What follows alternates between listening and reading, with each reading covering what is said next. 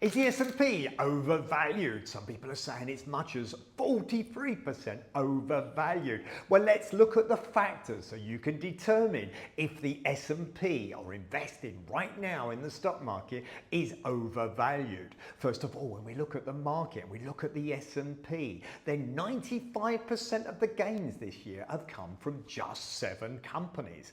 Those companies are linked with AI. They're companies that are linked with tech. Companies like Nvidia, companies like Microsoft and Meta, they're the ones that have driven the gains this year. So the first question, the first factor, is AI really going to make a difference? The second factor to consider is the market's priced in interest rate drops. They're actually saying by April there's going to be rate drops. Are they right? Is inflation going to fall? And is that going to happen? And if it does, of course, companies make more money.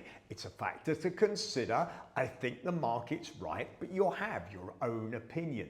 The next factor to actually consider, perhaps unnoticed by many, is how deep is the recession going to be? Because if we say interest rates are going to fall and inflation's going to fall, that means there's going to be a drop in demand.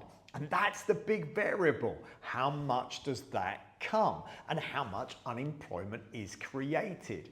And if it is deeper than people expect, then the stock market is gonna fall. So you can see why some are concerned the market could be overvalued. Of course, there's investor sentiment. There's 43 elections globally around the world next year. What will they affect? Okay, well, when we look at the stock market, I think AI is the real thing and it will make a difference. Will there be volatility in the next 12 months? For me, absolutely.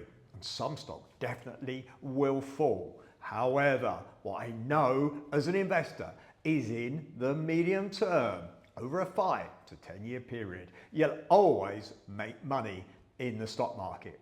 To me, when I'm investing, I'm not looking at particular short-term trends. I want to be in the right investment funds, I want to be in the right sectors, and I want to leave my money to grow and not try and speculate on whether AI is the real thing or how bad the recession is going to be or if there's something else that happens in the world.